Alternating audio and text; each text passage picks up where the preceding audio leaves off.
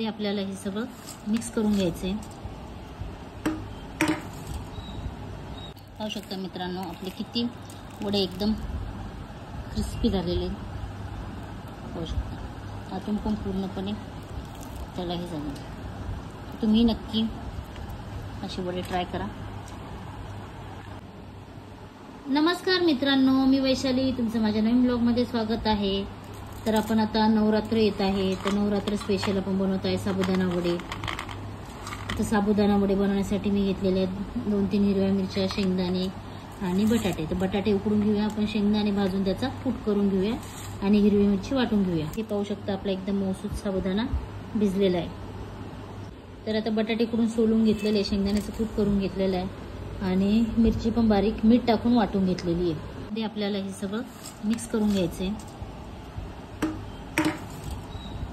आणि त्याच्यामध्ये हा उकडलेला आपल्याला बटाटे पण याच्यामध्ये मॅश करून घ्यायचे। तुम्हाला हवे असेल तर तुम्ही किसून पण घेऊ शकता, ते जास्तच हे होऊन जातात। असे थोडीफार खाताना बटाटा लागला छान लागतो म्हणून मी कुस करून घेतलेले। तर याला आपण सगळं आता मिक्स करून घेऊया। मित्रांनो पाहू शकता आपलं हे सगळं मिक्स करून झालेले। तुम्हाला जिरे टाकायचे असेल तर टाकू शकता, कोथिंबीर टाकायची टाकू शकता। आमच्याकडे उपवासाला जिरे कोथिंबीर चालत नाही, आमच्याकडे फक्त मीठ, मिरची आणि शेंगदाणे, बटाटा एवढंच चालतं, म्हणून मी एवढंच मिक्स केलेले। आता त्याचे आपण छोटे छोटे वडे करून घेऊया। पाहू शकता छोटे छोटे वडे बनवलेले आहेत मी, तुम्हाला पाहिजे तेवढ्या आकाराचे तुम्ही बनवू शकता। तर तेल ठेवलेले आहे तापत आणि मग तेल आपलं गरम झालं की त्याच्यामध्ये आपण सोडूया वडे।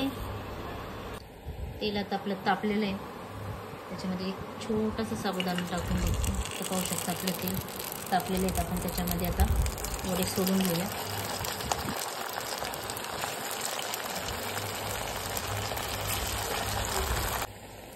पाहू शकता वडे आपले सगळे सोडून घेतलेले आहेत, जेवढे बसतील तेवढे।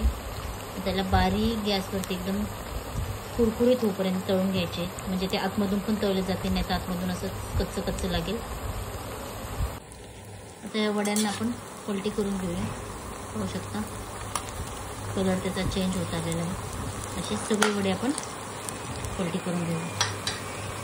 पाहू शकता मित्रांनो आपल्या तळलेल्या वड्यांचा कलर किती छान झालेला आहे, म्हणजे आपले वडे पूर्णपणे तळलेले पाहू शकता।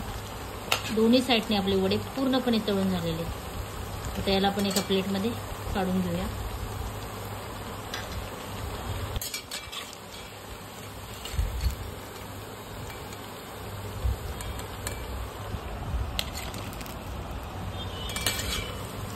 ते बाकीचे राहिलेले वडे तळून घेते।